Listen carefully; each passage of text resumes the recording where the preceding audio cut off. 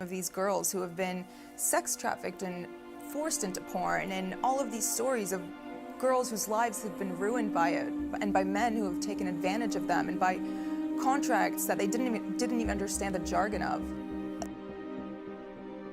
I wasn't really thinking about what I was getting myself into. I just wanted the money and the validation that people in porn gave me.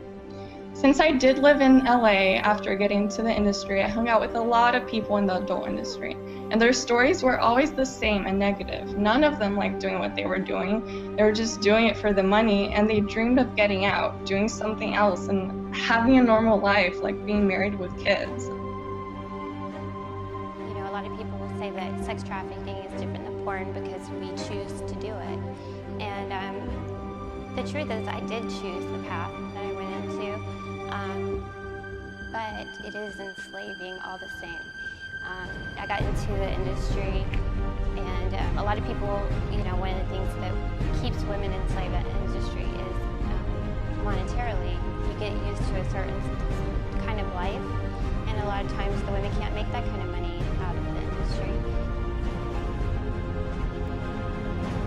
I looked at women like objects. There was no emotion involved in the act of making love. What was that, making love? I had sex for money. I was a prostitute. And I just look and I just stare at the money, because the only difference between rape in that moment was the money. And that's what my life became about. I no longer had friends. I didn't have my family.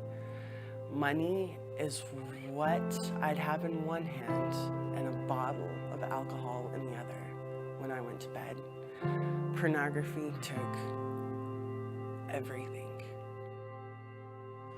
You were wearing the Islamic headscarf, often known as hijab, and of course then it developed into a sort of a sex scene.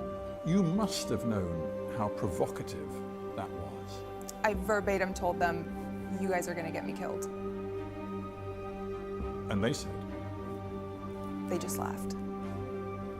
Why didn't you then say, "I'm not doing it"? Intimidation. I was scared. But I knew that if I said no, it would, you know, they're not going to force you to do it. At that point, that's rape. No one's going to force you to have sex.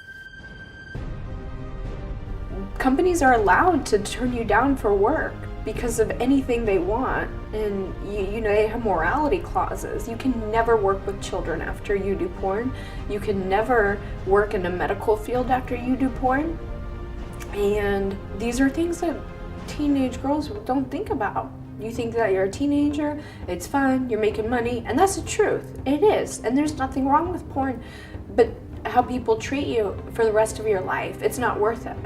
Almost all, if not all, the girls go to their shoots high on something, whether it's painkillers, weed, ecstasy, or cocaine.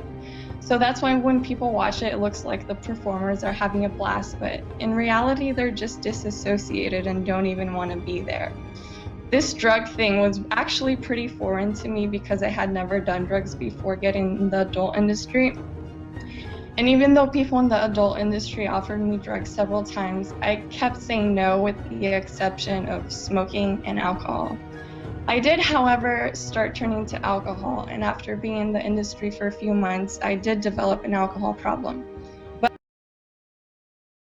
It's been a long 7-year journey of porn, prostitution, stripping, drugs, alcohol, and several failed suicide attempts. So that I could buy the drugs, to bury the pain, and around it went. I would pop as many pills as I could get my hands on, and then just drink and drink and drink, trying to overdose. When I would wake up from my suicide attempts, I would get drunk, and like it was that realization that I hated who I became. I hated money, and it was killing me. And I was devastated. I thought my life was over. Like many of the porn stars who catch non-curable diseases. STDs are rampant in the porn industry. And what's horrible is these people don't understand that even repeat infections are breaking down their immune system. After they have so many STDs, sooner or later they're going to live with the long-term health effects like I am. I'm 43 years old now, and I still have problems with my period, with my cervix. I had to have half of my cervix removed because of all of the herpes lesions. Nobody really wants to date a porn stripper or escort. And also the whole family thing and having kids, I'm like, who's gonna have kids with the next porn star? And even when I'm 60, I'm still gonna have this porn on the internet. It's like having a virus or something that never goes away. The porn industry does nothing more than damage lives. It damages the lives of the workers. It damages the lives of the general public. It damages the lives of the men who are viewing pornography, who are addicted to porn. These same people who are addicted to porn, they're making demands on the girls. Porn addicts go, well, I only watch a little straight porn. And then a couple of years into it, the disease progresses. Porn is a disease, not just for the workers, but for the porn addicts. It's the last movie I ever made. And I never went back. And I changed my life. I began my life.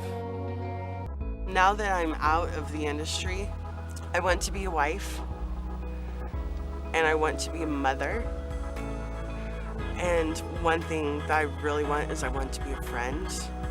I want the truth to be known about porn.